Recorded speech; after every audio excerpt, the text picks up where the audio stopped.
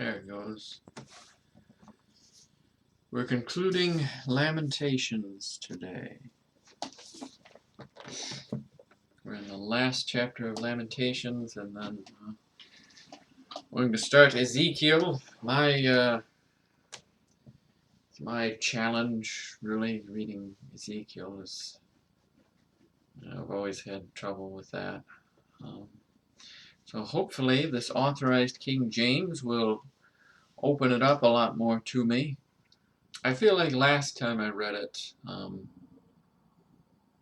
it was getting better, but I just remember the first time reading it and being a struggle. So anyway, let's start in prayer, and we'll go back to Lamentations chapter 5. After this manner, therefore pray ye, Our Father, which art in heaven, hallowed be thy name. Thy kingdom come, thy will be done, in earth as it is in heaven. Give us this day our daily bread, and forgive us our debts, as we forgive our debtors. And lead us not into temptation, but deliver us from evil.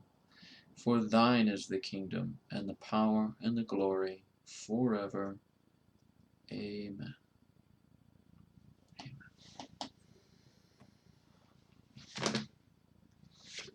All right. I know yesterday we came to some famous verses there about salvation back in chapter 3 there.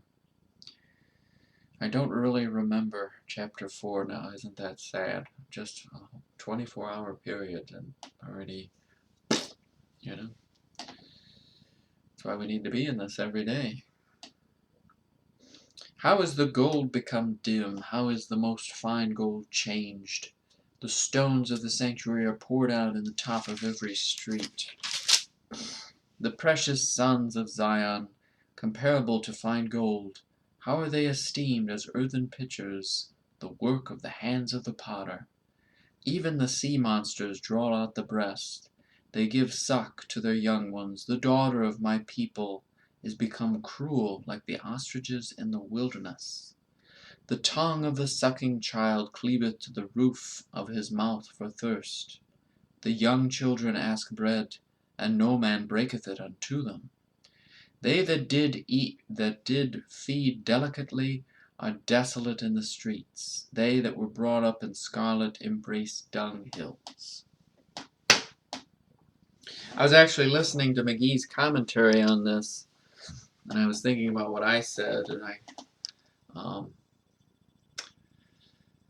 it wasn't that great, what I said, but think about that. It's the privilege, you take all this for granted that,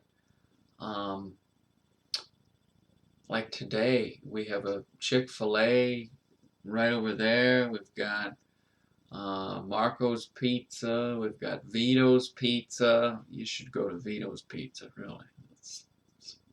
I don't like Marco's, but whatever. Vito's Pizza, you got that right over there. You got so much everywhere. Just imagine if all of that was shut down and you had nothing after being dependent on it for so long, and you go in there and you treat everybody like garbage, like, where's my pizza? And thinking, well, as long as I can come in here and get my pizza, well, that's, and you take that all for granted, but then what if I have to cook? What if there's no food? What if there's nothing at the grocery store? You got grocery stores everywhere. You got my store, which isn't really a grocery store. It's a convenience store with unhealthy food in it. What if you'd have no more unhealthy food to eat? Maybe that'll be more healthy for you to fast then. You're not starving yet. You're fasting. See? It's just a matter of perspective. But anyway, if you're dependent on Vito's Pizza every day, my coworker really loves pizza. If you're dependent on that every day and then they take that away from you, how are you going to react? You know, it's going to be, I mean, that siege lasted for what? Over a year, right? Before they were finally ran out of everything. But just think of how they were, the decadence, pretty much a picture of us, everything we have, all the options you have as you drive down the road. You could go anywhere. Wendy's, Arby's, Chili's, Chick-fil-A, all this food that's might be bad for you, but it's available. You won't go hungry, you know. You can just pull in anywhere. You don't have to hunt for it or anything, you know. You go from that to there's nothing. Are people ready for that? Now you take these things for granted. It's all right, but I was just reading that excerpt there.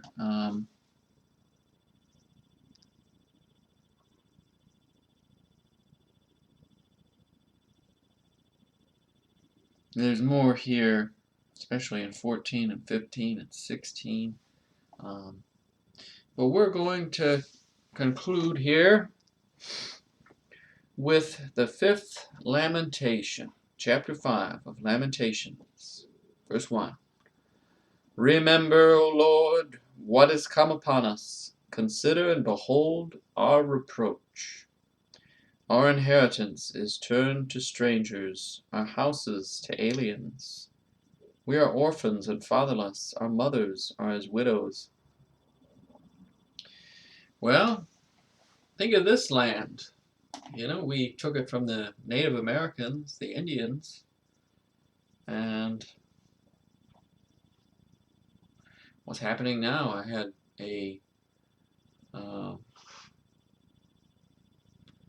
well, I don't want to sound too controversial, but I had a person there who just kind of stared at me and said, "Hello, how are you doing?" You know, in a nice, polite voice, and they just keep staring at you, and it's like they want to kill you, you know. Just imagine when all of your property is handed over to him because your government is run by a bunch of traitors, you know.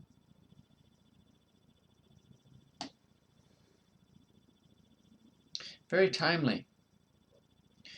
But more has to do with my sin, the sin of my nation, and what we have done to the rest of the world. You know, I don't think it will be something like exile. I think it'll be something far worse. I mean, most of them were wiped out when they were conquered, you know.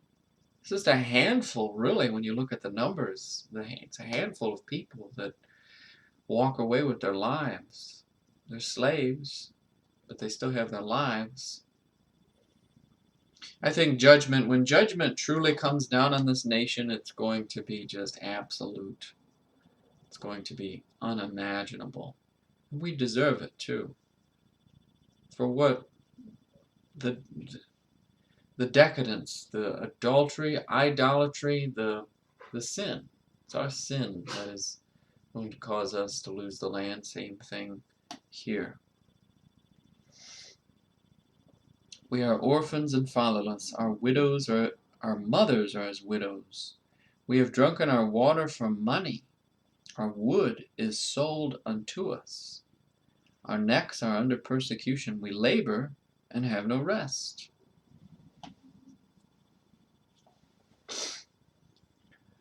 I am just praising God every day now. I mean, I do that normally, but I'm just saying, I am so thankful that my brother discovered iodine,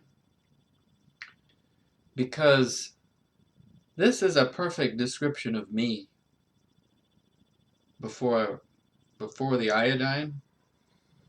I mean, I'm sore right now, but I could still keep going, How it was before in my old job, I would be tired, but then oh, I'll take a day off and I will rest. But then you do that and it does nothing, You go to work, you're tired, and you're more tired, and you gotta move all this stuff, and you're even more tired. You have lazy coworkers who are like, Alex, you do it. I'm gonna go stand here and talk to myself. Ugh. And then you're more tired from that, and then you think of the psychological thing with that. You see that. Lazy coworkers, and it makes you even more tired, mentally tired, physically tired. And you go to bed and you're still tired. You sleep doesn't do anything, and you're still tired. It's almost like being a slave. But not really, When you think about it, when I compare myself with the gentleman that hates me now, because we had a fight and a falling out and all that, I think of his wife. She works 60 hours a week, I think he said, and she doesn't even get paid, a fraction of what I make. And I complain about my problems, it's an embarrassment, really, compared to, because he lives in Thailand, and they're not nearly as well off as we are. But how do these ruling elites, that's the thing, they just want to hold on to their power. You keep everybody at the bottom. You never let anybody get a rest. Then you just die in tiredness. You work until you die. It's horrible. But when you become a slave, that's what it is. I mean, not that his wife is a slave. Maybe in the physical sense of being in this world, in this life. This world sucks, His wife shouldn't have to be a slave. Neither should I have to be a slave. Neither should you. You'd think that people would be working to alleviate that. So nobody has to be a slave, either in the symbolic sense or the real sense of a slave. There really are slaves out there. Slave trade is booming right now, especially the the sex slave trade and all that. Thanks to our wonderful new president, it's doing great, that business. See, he expands that business. He ruins every other business, but he'll expand the sex trafficking. That's good. I'm sorry. Our necks are under persecution. We labor and have no rest. Let's get back to the Bible. They were, that's actual slavery there. We have given the hand to the Egyptians and to the Assyrians to be satisfied with bread. Our fathers have sinned and are not, and we have borne their iniquities. Servants have ruled over us. There is none that doth deliver us out of their hand. We gat our bread with the peril of our lives, because of the sword of the wilderness. Our skin was black like an oven, because of the terrible famine. They ravished the women in Zion, and the maids in the cities of Judah. Princes are hanged up by their hand. The faces of elders were not honored. They took the young man to grind, and the children fell under their wood. The elders have ceased from the gate, the young men from their music. The joy of our heart has ceased. The dance is turned into mourning. The crown is fallen from our head. Woe unto us that we have sinned. For this our heart is faint, for these things our eyes are dim, because of the mountain of Zion, which is desolate, the foxes walk upon it. Thou, O Lord, remainest forever, thy throne from generation to generation. Wherefore dost thou forget us forever, and forsake us so long time? Turn thou us unto thee, O Lord, and we shall be turned. Renew our days as of old. But thou hast utterly rejected us. Thou art very wroth against us.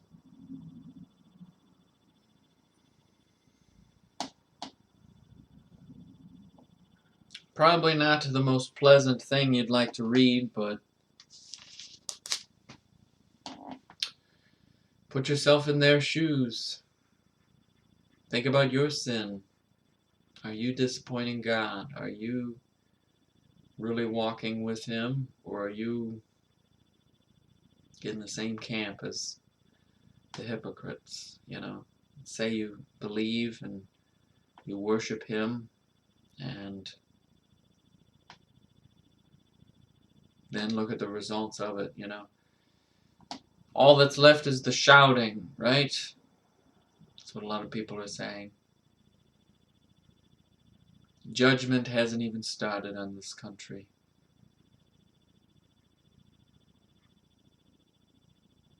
But when it comes, you're going to recognize why it's coming. Because I can see us in every description here in this book. It's very scary, but all right, we will continue with the book of Ezekiel next time. Sorry it's a shorter video, but yeah. Thank you for listening. Have a blessed day.